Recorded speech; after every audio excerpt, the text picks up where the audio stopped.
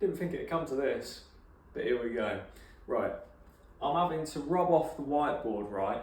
Trying to be an actual role model for youngsters, right? Because I want to do a fucking Luton Town rant. So here we go. Now, there's a number of reasons that Luton Town have gone the way they've gone. And the majority of it starts with the board and their actions after getting promoted to the Premier League. So, Luton Town, Premier League. Let's start there. 23 or even 22, 23. Best day ever, right? Best day. Wembley, Dad, Grandad, best day ever. And me and Dad said, if this is as good as it gets walking down Wembley steps, then what a life it's been. Fuck me how wrong we were. Well, actually, right we were, but also didn't think it would get this bad, this quick. Okay, 2022, 2023, great year. Built on Nathan Jones, right? So Nathan Jones, just going to put NJ here, and then what we're going to do is we're going to draw a little angel over his head, because that man is God. Actually, that's a lie. Danny Hilton's God, which means that NJ is the second coming of Christ, basically. His team was solid. And when I say solid, I mean fucking solid. Built on the principles of direct and hard fucking work, which is exactly what Luton lack right now. Built out the back, you had Amari Bell, you had Tommy Lockyer, amazing, and Gabe Osho. So what you had there was a left-sided centre-back who had a good left foot. You had Gabe Osho who was quick, and you had Locks who was solid as fuck. On the right-hand side, you had Cody Drama, who, to be honest, we still, 2.5 years later, haven't replaced. And Alfie Doughty, who was basically just known for crossing in the Premier League and being a bellend. So, in the middle, the one good piece of business, and I say the only good piece of business that Rob Edwards ever did after he took that team on from Nathan Jones, was sign Nakamba. Because that man, the season we got promoted, was excellent. In front of him, Mpanzu, Ruddock, not Mpanzu, it's Ruddock, come on, and Jordan Clark, who is still the best free transfer in football history. And then in front of them, you had the Magic Man, Adebayo, and Carlton Morris, who at the time, the best two forwards in the league, by a mile. Now, that's NJ. Rob Edwards then took over, which was, a fair enough appointment. And what he did was, he kept the groundwork of that team, added Nakamba, and all of a sudden we went flying. The same way that when we were in League One and Nathan Jones left halfway through, Mickey Harford didn't have to do a lot to get that team promoted to the Championship. Now, 23-24, the big league. This was where Luton Town was suddenly, they were in the eyes of everyone. Like, everyone wanted to know who Luton Town were. And fair enough, we were this small team who had a really shit stadium and people could see into back gardens when they walked in the away end. And it was amazing. The whole world had eyes on Luton Town, a team that I've loved since I was about 11. And it was just incredible, right? And we rode that little bubble. Obviously, the board being the way they are meant that the stadium wasn't built in time for the Premier League. So our first 2 games were away from home, which definitely didn't help. I feel like if we'd have had a couple of home games earlier than we did, we might have had a better start to the season. However, Luton always starts slow, so not really the biggest issue. And to be fair to Rob Edwards, he made a couple of signings which in the long term haven't been great, but did add a little bit of a different dimension to us. I'd say Ogbene was one of those, excellent player, and you only have to go to the Brighton game, which was probably around, God, I can't remember when it was around, but anyway, the game where we beat Brighton 4-0 was just one of those where had all the right players, your Ross Barkleys, your Lokongas, your Ogbenes, all of these players fit and firing. And Luton Town, for the only time in my life, I reckon, looked like a Premier League worthy team. However, that changed due to injuries. So, injury list. We're going to draw these on the board, because how many can you name? Bonus round, how many can you name? There's 10 in this season. Kind of crazy. Long-term injuries. Right, Nakamba, number 1. You then had Osho out for a while. You then had Adebayo out for a while. You then had Ogbene out for a while. To be fair, it's probably not 10, but it's still a fun little bonus round. And the big one, Tommy Lockyer.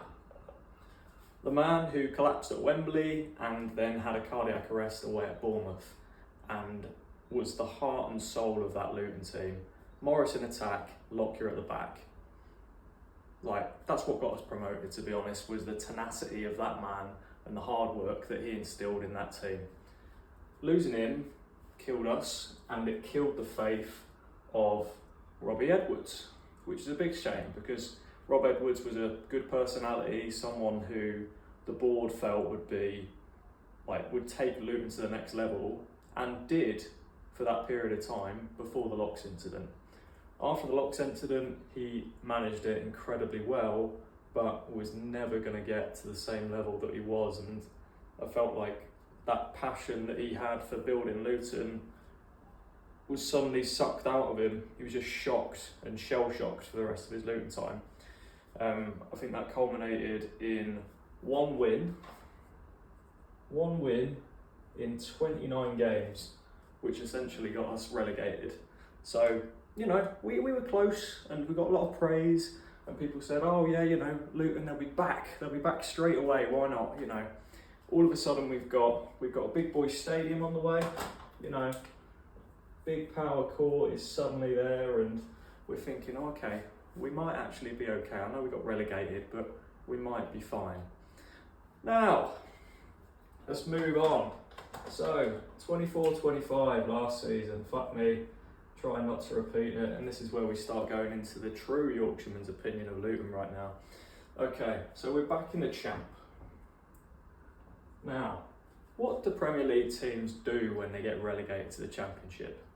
Usually they have a little bit of a clear out, you know, they get rid of some of the fringe players who haven't really performed very well, get rid of some dead wood. They might even change their manager if they get relegated.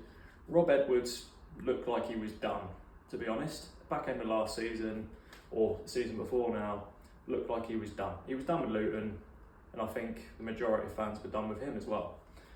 They decided to keep him on, and the board are to blame for this. The board decided to keep on a manager who wasn't feeling the way that Luton should be, and then didn't back him. The free signings that we brought in were all frees. They were Baptiste, who is made of glass. It was matey boy in midfield, the short one, Mr. Walsh, who got sent off 3 times last season and genuinely has performed some of the worst performances I've ever seen for Luton Town. Mental. And who else was in there? No one else, because, you know, we don't need a new centre half and we don't need a new striker because our strikers are great. Amazing.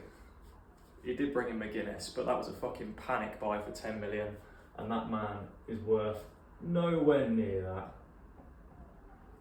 In that summer, they also managed to let go of Barkley, Lokonga, and Ogbene, as well as Gabe Osho on a free, and for some reason decided to let go of Luke Berry as well, our 1 goal scoring midfielder. Brilliant. So now we've got no attacking midfielders, we've got no backline, we've still not replaced Cody Drama at right back. Man, fucking absolutely livid already. And what do Luton do? You know, we've got this kit with a stripe on it, and we used to have that in the 80s, and we were a good team in the 80s, so we're going to keep it. We're going to keep the kit that we got relegated in, and we're going to keep the manager we got relegated with, and we're going to keep the players we got relegated with, and all of a sudden, we're still not winning games. Kind of unbelievable, right? Wrong. Fucking idiots in the board. They put all of the money into everything else, into the stadium and all of the PR behind that bullshit, but didn't put it where it matters, on the field. And what do? I can get relegated again. And that's probably jumping the gun a little bit. So let's go back to November. Now, there was an international window in November of 2024, in which case, the game before that, we had just lost to Borough 5-1. 5-1. And that, afterwards, Robbie Edwards said in his interview, he said, I think I'm done. I think that's it. I think, I think I need to leave the club and that be that. He was distraught. The man was distraught, and you could see it in his face, and the fans felt it as well. And do you know what? We would have said bye-bye and thank you very much. What do? The board kept him on for 8 games into January, where we picked up 3 points, which put us firmly in the relegation zone. And then, rather than appoint a relegation expert, because we can't admit, we're Luton Town, we're in the big league a season ago, we can't admit that we might get relegated again. So what do? Oh, we're not going to have a relegation manager. No, we don't need a Mark Robbins who was free at the time. No, we don't need him. We're going to go for Matt Bloomfield, who, fair enough, good manager for Wickham, doing well with them, but not the calibre of Luton manager that we needed right now. And what did he do? Well, Bloomfield came in and did even worse than Edwards. So where Edwards got 3 points in the last 8 games, he got 2 points in 8 games. Mental. So that 16-game spell where we got 5 points, which is, let's say, a third of your season, effectively relegated us. And there's no doubt in the fact that Bloomfield did eventually make us play a little bit better. Back end of last season was okay, but he brought in players like Asgard and Ali, who were League One players who started to perform. And it's a shame that Asgard's gone now. So right, final day of the season, Bloomfield got his shape wrong, which is just fucking embarrassing. Why he didn't play Naismith, I'll never know. And us being 5-1 down, again, sort of just symbolised Luton Town's season in the Championship. So that's that. Now, final season, this season, 25-26. I'm going to be 26 years old this season, fuck me. Now, we're in League One, which is just a shit division to be in, because the teams are fucking dreadful, and you actually have to fight. But the problem is, and this is going to go all the way back to NJ now, we've lost the identity of fighting. So, I'm going to move to this side of the board, well exciting. NJ, and this very rigid system that he had, which was all about drive and passion and closing people down and direct balls over the top and making teams fear us, went to Edwards, who was a bit more, I'm going to keep your shape, but we're going to be passing it around a little bit more. We might play out the back a little bit more. And what we're going to do is we're just going to cross it in from Alfie Doughty. That's literally our only option. We're just going to cross the ball in.